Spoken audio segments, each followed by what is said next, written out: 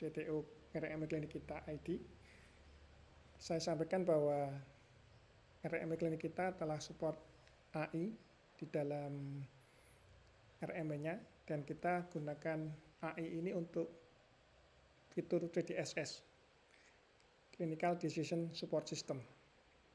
Kita lihat AI ini tidak hanya sebatas chatbot, tapi kita akan gunakan AI ini untuk support dokter untuk mendiagnosa, support dokter untuk melihat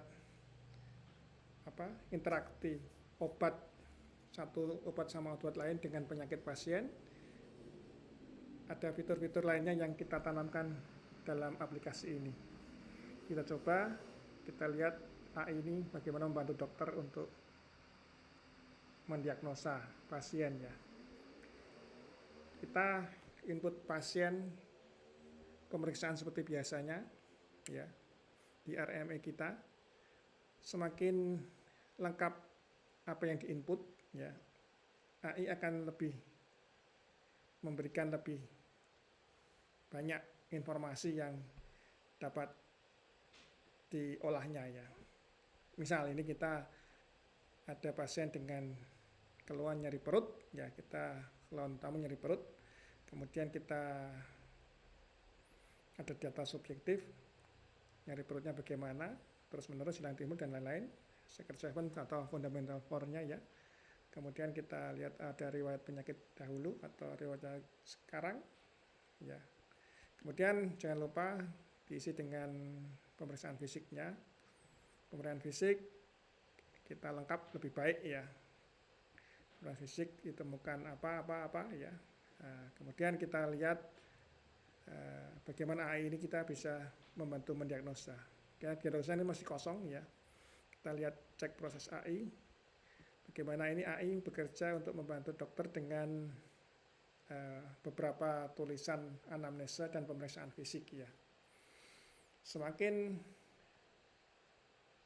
jeli kita melakukan anamnesa dan melakukan pemeriksaan fisik, AI ini akan bisa membantu kita mendiagnosa dengan lebih tepat ya. Jika kita menggunakan pemeriksaan penunjang, semakin baik pemeriksaan kencang kita lengkap, kita akan lebih baik menggunakan AI ini untuk membantu menegakkan diagnosa. Dan ini kita lihat ada rangkuman analisa AI ya. AI memberikan informasi bahwa pasien pria 36 tahun keluhan nyeri perut atas, berat, kontinu sejak malam, serta takikardi. Ya ini assessment ya. Jadi AI ini kita desain untuk mengejar AP, assessment dan planning ya.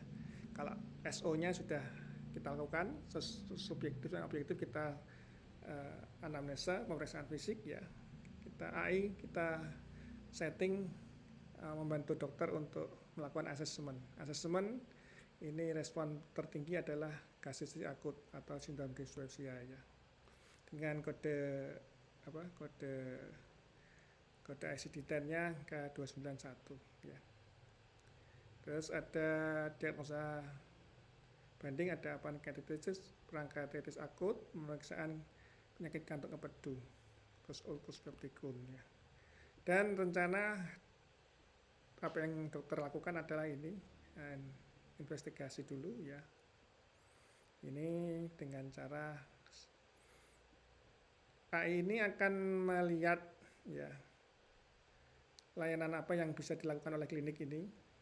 Ya, di sini AI membaca data di RME kita bahwa RME kita sudah mempunyai pemeriksaan darah ini, pemeriksaan darah lengkap, amilase, lipase, fusi hati dan lain-lain. Ini di lab di klinik yang ada di RME kita setting laboratorium mempunyai jenis layanan ini, dan AI akan memberikan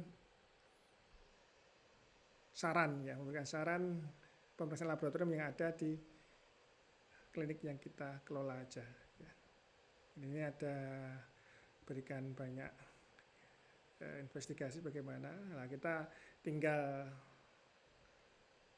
melihat kebutuhan secara fungsi ya, di mana kita sebagai dokter bisa memprioritaskan apa yang kita lakukan pemeriksaan diagnostik. Kemudian dengan obat rencana terapi farmakologis ya. Dan kita lihat di sini AI sudah memberikan saran ya injeksi ketorolak ya, karena di persediaan obat kita ada obat ketorolak ya, secara IV atau IM untuk akut, kemudian dengan supresi asam lambung, ransoprazol simptomatik. Nah, ini. Dan ini obat-obatan ini muncul bukan karena AI ngarang, tapi kita sudah kaitkan dengan stok obat yang kita punya ya di sini. Dan ini kita lihat ada disclaimer kesediaan stok dapat berbeda tiap lokasi penyimpanan karena kita mempunyai banyak gudang yang kita terapkan di aplikasi ini ya. Jadi kalau kita ada gudang di sini kita akan keluar ya. Di sini kita lihat edukasi pasien, akan timbul edukasi ya. Kemudian di sini kita lihat tinjau ulang kombinasi obat berikut. Tidak ada interaksi obat mayor antara ketorolak dan lansoprazol ya ini. Ini sudah ada alert ya. Prognosis outlook Adbonam ya jika gastritis. Ya, dan malam jika ada pankreatitis akut atau perforasi organ ya. Ya. Kita tetap waspada ya kalau ada nyeri-nyeri perut itu kadang-kadang kita hanya curiga gastritis, tapi ternyata dengan adanya AI ini kita bisa menyimpulkan bahwa kita wajib mencari tahu ya. Peringatan red flag ini kita lihat di sini ya. Ya ini. Kita sudah keluar red flagnya. Ini baru fitur untuk bagaimana mendiagnosa ya. Nah, itu kita sudah keluar diagnosanya K291, kita kasih nih K291. Nah, dystrophy pending, pankreatitis akut atau K859. K859.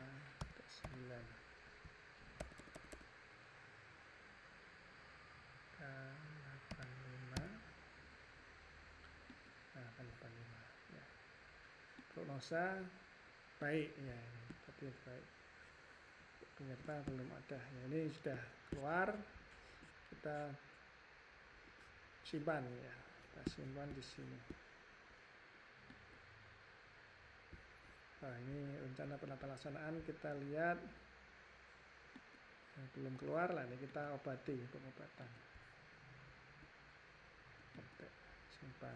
Nah, karena tadi sudah disarankan oleh AI ya, kita bisa lihat buat ketorolak tadi ketorolak.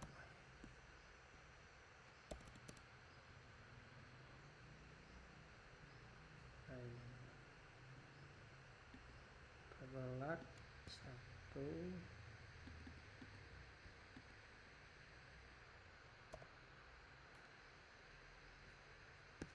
injeksi.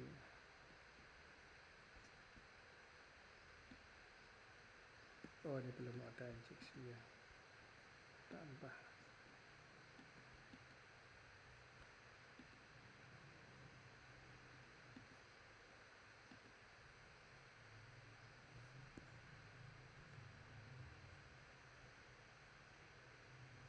Kemudian ada lansoprazol.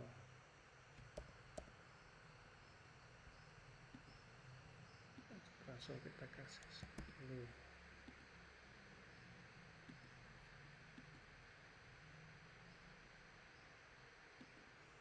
Antasida.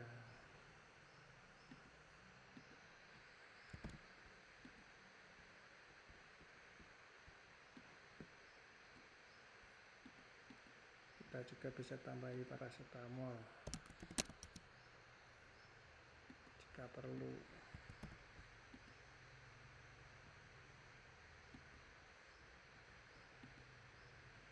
Ya, kita lihat AI bisa membaca obat ini. Kita terapkan AI ini juga di saran obat ya. Obat kita sudah tetapkan, kita proses AI-nya. Apakah ada interaksi yang berbahaya obat-obatan kita berikan? Ya. Ya, memang ini kita menggunakan Gemini Pro, ya, Gemini Pro yang berpikirnya agak lama. Kita juga bisa sisipkan AI yang lebih cepat dengan Gemini Lite atau Gemini Flash. Ya. Nah, ini kita lihat bagaimana AI akan melihat resikonya. Ya, ini ternyata ada resiko tinggi ya. Risiko tinggi menggunakan bersamaan 2 obat analgesik dapat efek ginjal ya ini. Ini sudah dikasih informasi ya. Jadi kita sebagai dokter juga bisa belajar dengan AI ini, kita bisa menyampaikan dengan baik bagaimana pasien ini mengkonsumsi obat ya. Ini saran-saran yang diberikan oleh apoteker AI ini ya. Aman dengan penyesuaian, tidak ada alergi yang diterima, interaksi obat bersifat farmakokinetik dapat keluar dengan baik ya. Nah ini, jadi AI bisa memberikan saran bahwa obat ini terlalu tinggi ya. Ada keterolak sama ada paracetamol ya. Ya, jadi risikonya tinggi. Kalau kita hilangkan satu ya, paracetamol, klik, kita hilangkan satu paracetamol, kita proses ulang lagi ya, set analisis, proses ulang lagi. Ya, kita hanya kasih keterolak. Bagaimana AI akan memberikan respon ya. Kita lihat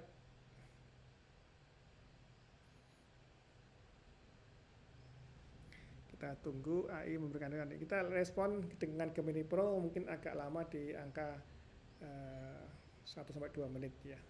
Ini ternyata dengan mengurangi paracetamol skor keamanan resep 85% ya. Ini baik, aman ya. Resep dapat dilayani dengan aman ya ini. Ya, jadi dengannya ada AI ini kita bisa memberikan edukasi juga ke pasien dan kita sebagai dokter tidak takut untuk memberikan obat karena kita sudah ada skor-skor keamanan resep ini ya.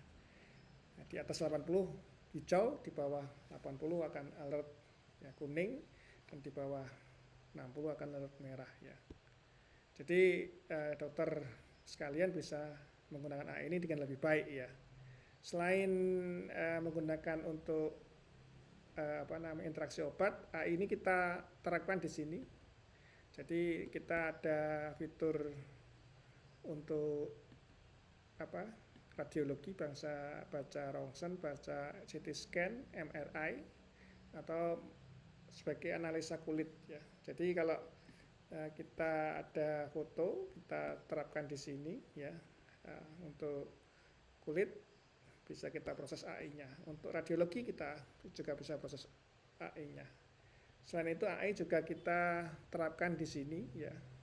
Terapkan di pemeriksaan penunjang. Penunjang di sini. Jadi kalau nanti laboratoriumnya jadi bisa di-upload di sini hasilnya PDF, atau kalau klinik Bapak Ibu bekerja sama dengan laboratorium atau mungkin melakukan laboratorium di dalam, sekarang hasilnya kita input sendiri akan keluar di sini hasilnya. Dan AI akan memberikan respon pembacaan laboratorium dengan baik. Ya, itu AI kita terapkan di 3 lini ya, di pemeriksaan penunjang, di alat bantu untuk menegakkan diagnosis, kemudian sebagai alat bantu di obat ya, di mana obat ini kita sampaikan bahwa AI akan memberikan analisa interaksi obat, dan AI ini juga bisa membantu dokter untuk membaca gambar radiologi seperti foto torak, CT scan, MRI ya.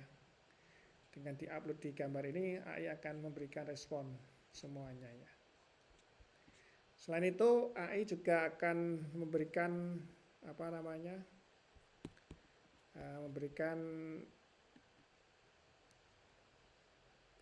prognosis ya. Jika pasien ini berulang-ulang datang ke tempat kita ya, dan kita